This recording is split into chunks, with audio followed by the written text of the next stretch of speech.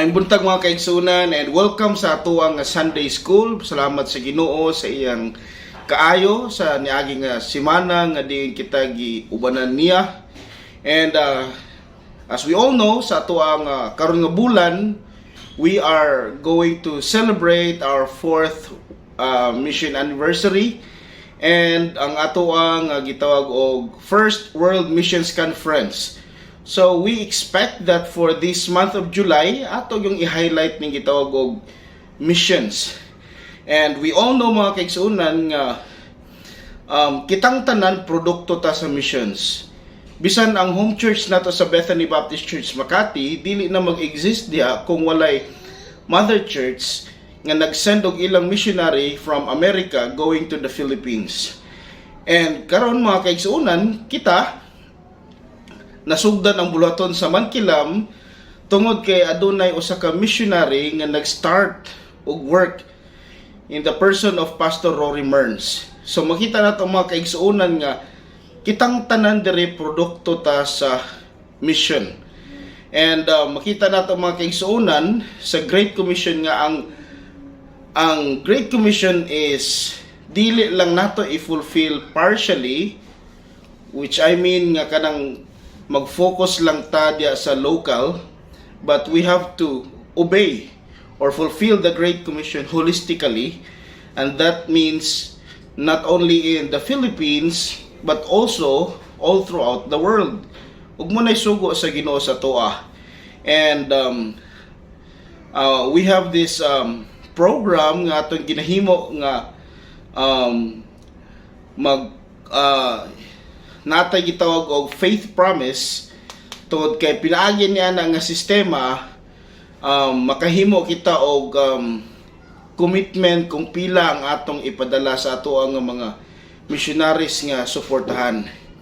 And this morning, dili ko muhatag sa inyo og lesson about missions, but I want you to watch this video about Missionary Browning nga ang iyang kinabuhi iyang gihatag para sa Ginoo, gidedicate niya ang iyang kinabuhi para sa Ginoo og siya gigamit pag-ayo sa Ginoo sa daghan nga pamaagi.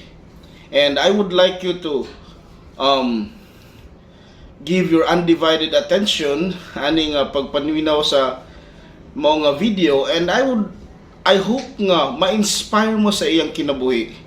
Who knows, pinagi niini nga video ang Ginoo makikistorya sa matag usa sa inyo nga gapaminaw, basin ang Ginoo makikistorya sa inyo nga mo-surrender mo to be a missionary sa dire sa local field, or tawagon mo sa Ginoo dito sa foreign land.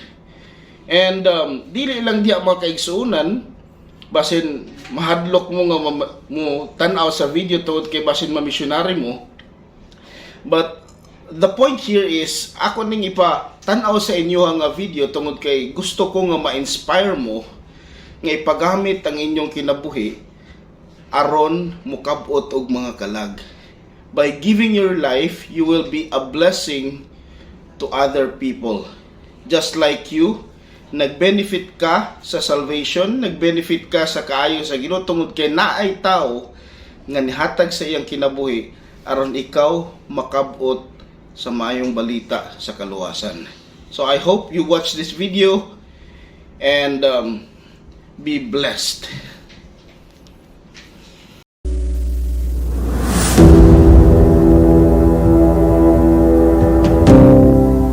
Felt called to the mission field, but I didn't know it would be Brazil. I just knew that God wanted me on some mission field. And so I surrendered to go anywhere He would call me.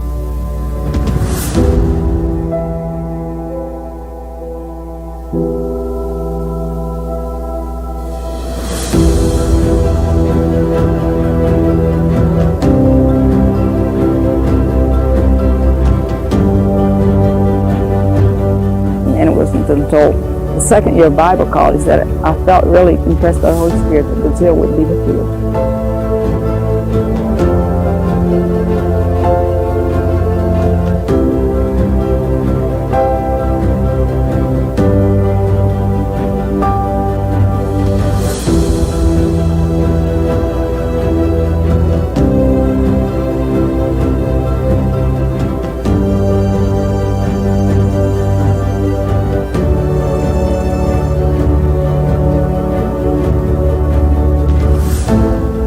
Many have wondered, how does a girl who grew up in southwest Missouri and then worked as a legal secretary find herself years later in a remote swamp in Brazil, South America? High Street's had the privilege to be the sending church of a lot of missionaries over the years. But there's none that we're more proud to say we were the sending church than Marjorie Browning.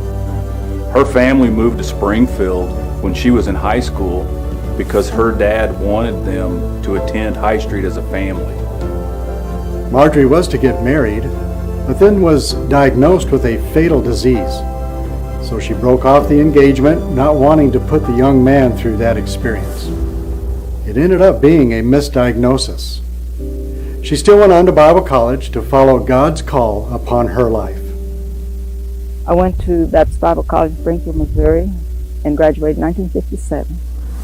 She started feeling called to missions, then she felt called to Brazil, and then she first went to Brazil in 1960.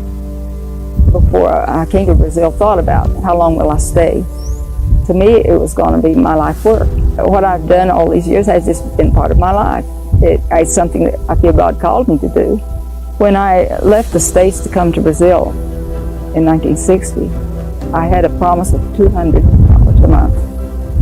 My support was sufficient then, even being in language school, and it has been up till now.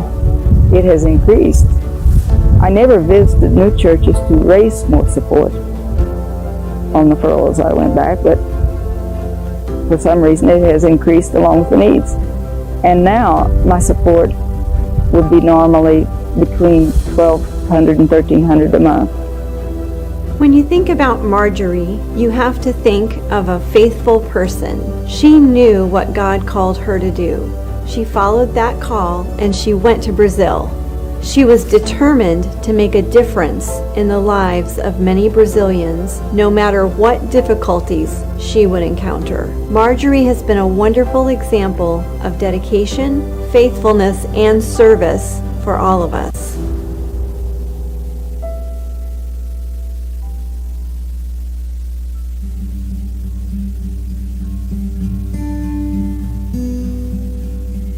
Before Marjorie moved to a remote area of Brazil, she lived and worked in Sao Paulo for 13 years. Marjorie joined up with BVFI missionaries, the Bartons, traveling by jeep or other means deep into Brazil's northern interior to assist a Bible Institute graduate in starting a church, one of many that the Bartons helped establish in that area. Marjorie followed God's leading to move to that undeveloped area to a small town called Novalanda in 1973. It's in that northern region where God has used Marjorie to impact lives of many people. Her ministry has encouraged the churches as they have grown and reached out into other small towns. However, Marjorie was ready to reach out even further than most others would, to a place that was mostly unreached. I was helping in a church in Nova Holanda, where I'd been for many years.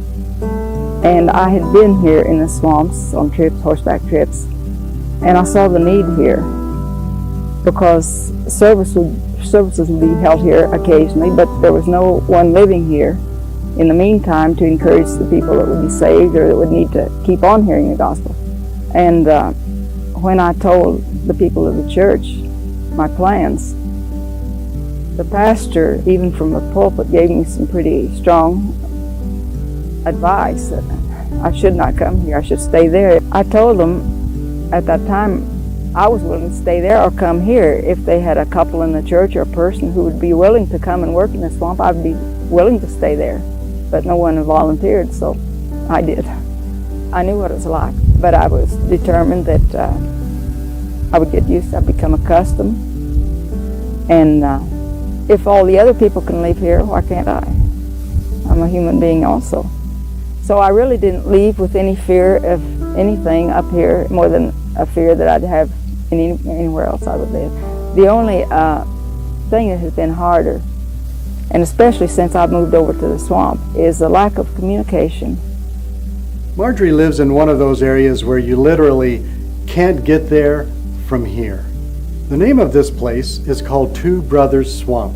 This is a farming area, some might say, but really, this area is not even good for most crops. The main thing they raise there is sugar cane, and most of the people make liquor from the sugar cane. I traveled in the back of a pickup truck with Dr. Baird, our former mission director, for over 300 miles through sand and rugged terrain. It was pretty remote for sure. One of the most exciting trips that my wife and my daughters and I ever had was we were able to go see Marjorie where she lived there in the interior of Brazil. There was not a much harder place to get to than where she lived, and she would always tell us, you can't get here. And we found out you almost really can't get there, but we were able to make it. It was very exciting to see her works.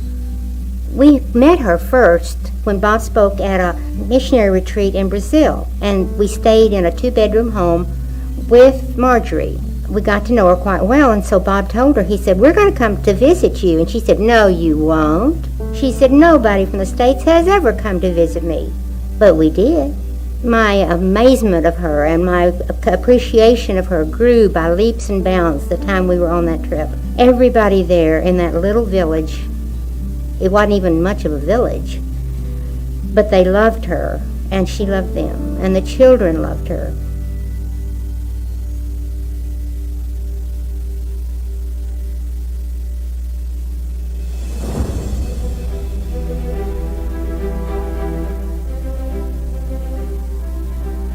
As a sending church, we take responsibility for our missionaries, and we want to help them not only get to the field.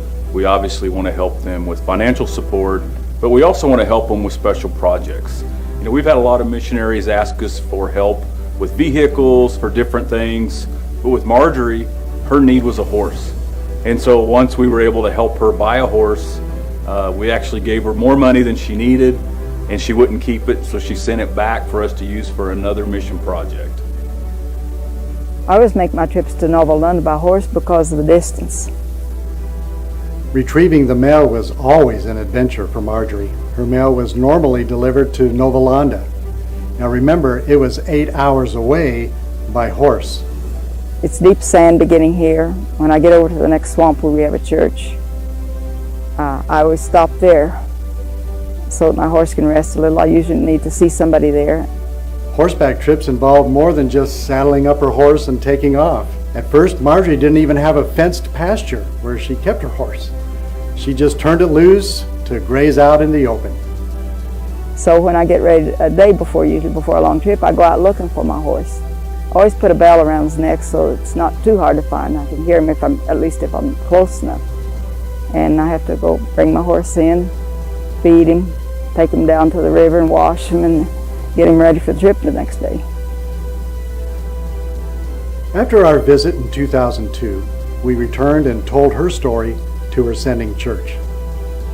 For a long time, she would have to go out with a bell and find her horse because there was no fencing, there was no area to keep it. So we helped her buy a piece of land so she could keep her horse, and she wouldn't have to spend several hours each time she needed to go for a ride to another village to check on another ministry, and she was able to get that quicker so that she could make her trip.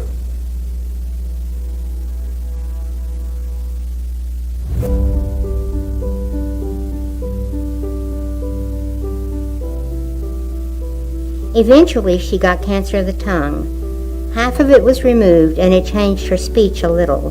We went to Dallas to see her in the hospital. Then, not too long after that, she came to Springfield to see Bob and told him that she was going to go back to Brazil. He did his very dead-level best to talk her into staying a little longer, to where she could recuperate better and get her strength back.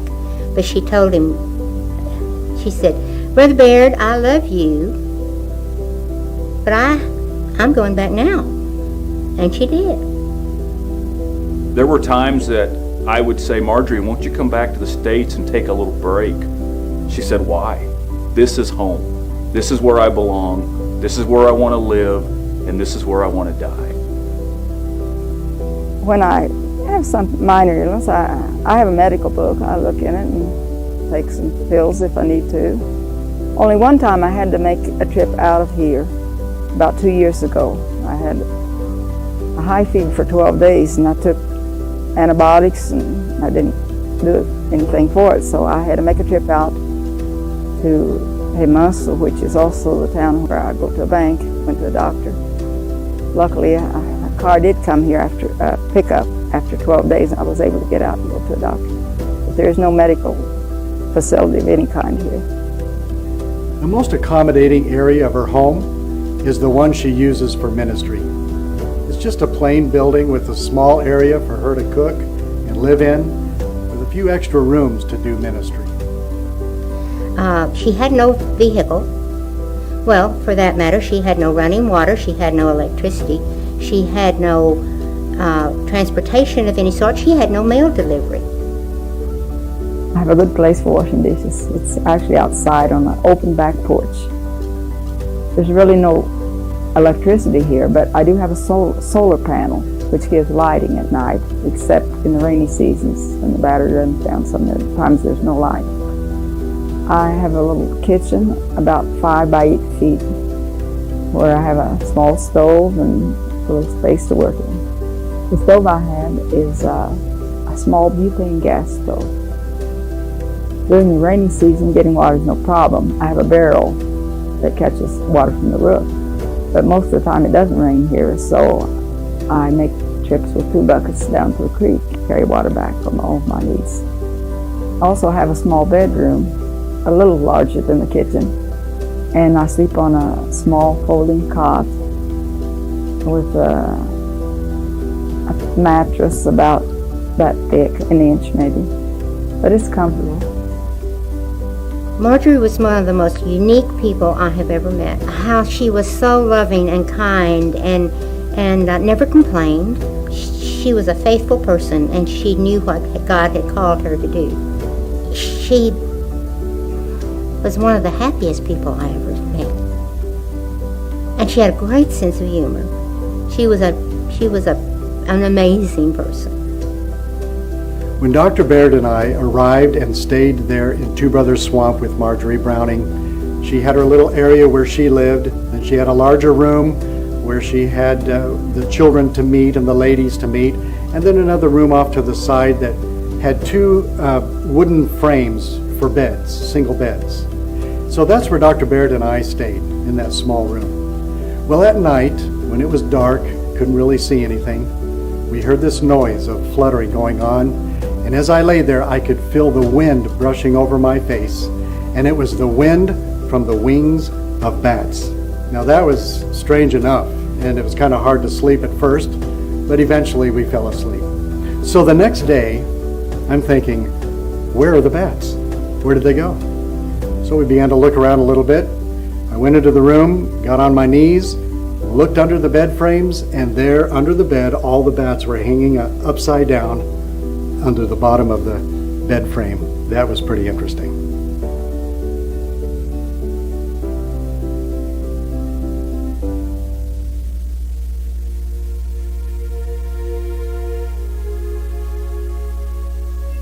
There are no large church buildings, no Bible colleges, no monuments that will testify of the work of Marjorie Browning, but her work is reflected in the faces of those whose lives she has touched.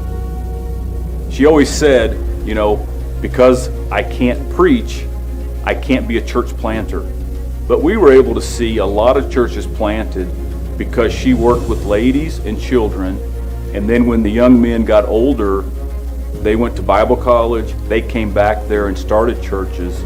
So she was a very instrumental part of starting churches all throughout the interior of Brazil. In the house I live in, there's a fairly large room at the front.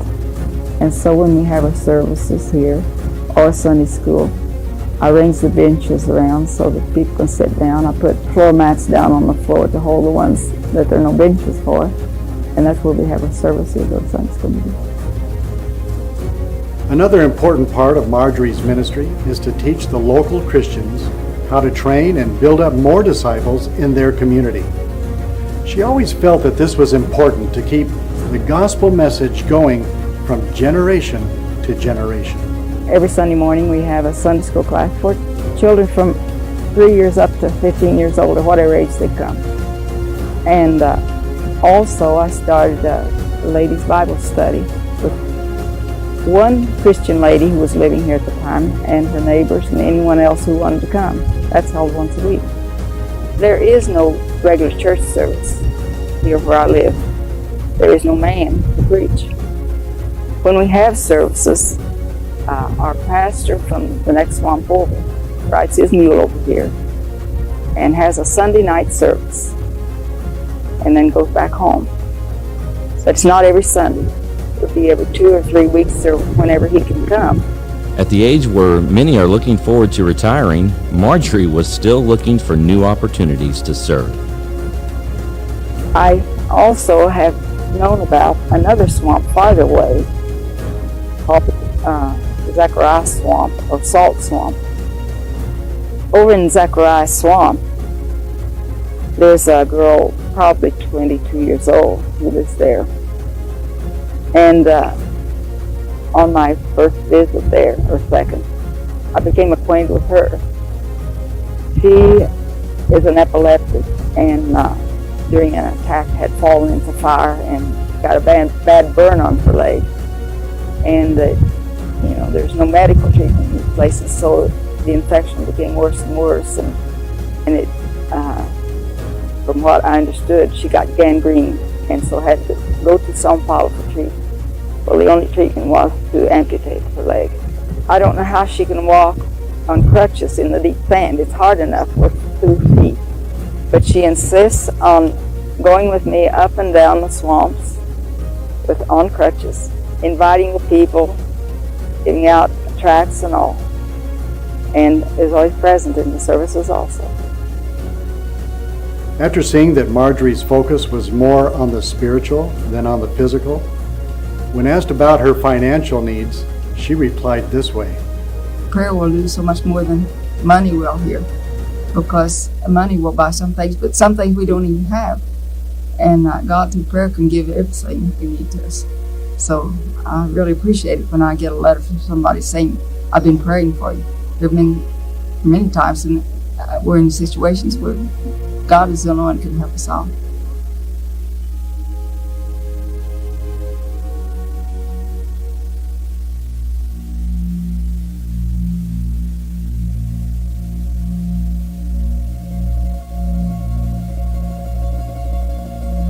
Marjorie lived very meagerly, without many things in her home except the necessities. On November 12, 2014, Marjorie was in her living room on her knees praying to God. A 15-year-old boy entered the house to rob her. He was startled to see her, and she was startled to see him. The boy hit Marjorie over the head with a club, and she died soon thereafter. Think about it this way. At one moment, she was praying to her Lord, and the next moment, she was in His presence. One of the saddest phone calls that I've ever received was when I got a call that Marjorie Browning had been killed. I wanted to try to figure out how to get back to Brazil for her funeral. But that's a country they don't embalm, and so there wasn't time. But it was just bittersweet because we know that she passed away right where she wanted to be. She went straight into the arms of her Heavenly Father. And so we know that she wouldn't change anything, even the way it happened. It was definitely a very devastating day for us as a church, as her family, to just get that call that she had passed away. The entire town, all the surrounding area, everyone showed up for her funeral. Walking down Main Street behind her casket, going to the graveyard, was just a sight that you don't see very often. And that showed the respect that that community had for her. I was able to go back the following month to help distribute her affairs, help with her house, just some of that. And it was, again, it was very sad, but it was just exciting to see so many people come up to me and tell me what she meant to them, how much her ministry had meant to that area and how many people had came to know Christ because of her witness and her example and just the way that she just continually ministered throughout her 55 years in Brazil.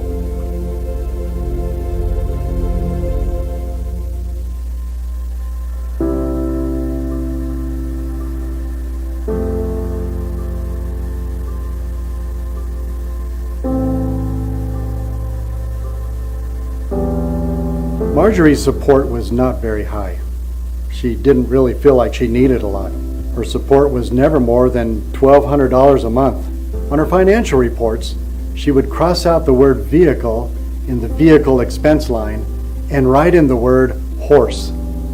Usually that expense amounted to $2.50 a month. Over the years, she would take what she had left over from her personal allowance and send it to her nephew, who then invested it for her.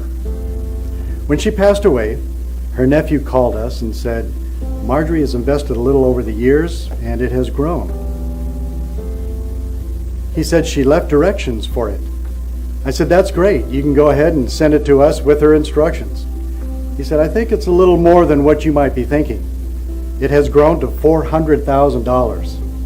Needless to say, I was shocked. And then he proceeded to explain that she wanted to do this to help new missionaries going to the field for the first time. She wanted those funds to pay for their airfare and their shipping of all their belongings. I was totally amazed by her desire to make a difference, even after the Lord called her home. Marjorie Browning was a modern-day hero in the faith. I remember the very first time I heard the name Marjorie Browning. It was in 2002, and I was at a chapel service at Baptist Bible College. They showed a video that Dr. Bob Baird had done about her. They called her the one-horse woman. I remember being struck by her obedience to leave her home and her family to go to Brazil as a single woman. That took a lot of courage. Marjorie's obedience, kindness, generosity, and strength to continue what God had called her to do has been an inspiration to my husband and me, and I am sure to many, many others. We're the Oric Family Missionaries to the country of Wales. We just wanted to take the time to express our appreciation for the ministry and the legacy of Marjorie Browning.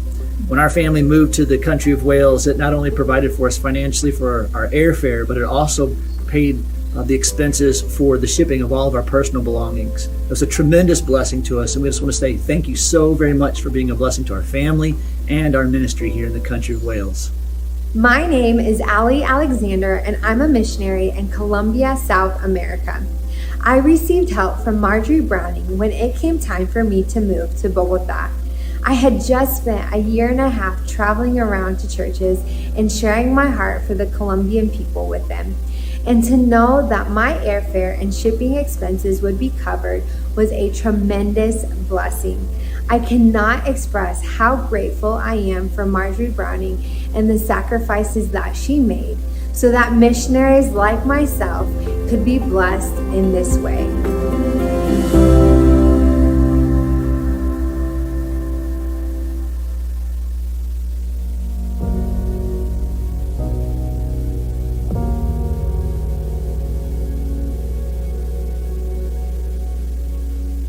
Marjorie Browning's life speaks clearly to that which should be important in the life of every believer, not just in the life of a missionary. First, her life portrays an unquestioning surrender of all that she is and has to the will of God. Second, she exemplifies a total commitment to the glory and honor of her Savior and the amplification of Jesus' name among a needy and remote people of the planet. And then third, she illustrates simplicity of life, an understanding and commitment to the fact that God has a high purpose for her that supersedes all other interests, including a mate, family, and material things. This produces a deep sense of fulfillment and contentment, regardless of life's circumstances. Marjorie Browning was a godly woman, and she has left and is still leaving an impact on the lives of a remote people her adopted family, who would have not known of Jesus Christ if she had not surrendered to God and gone to them. This is what Project 938 is all about, praying for more people to surrender and go to the multitudes who are searching for relief from their burdens and sins and hope of life after death. Jesus is the answer to both.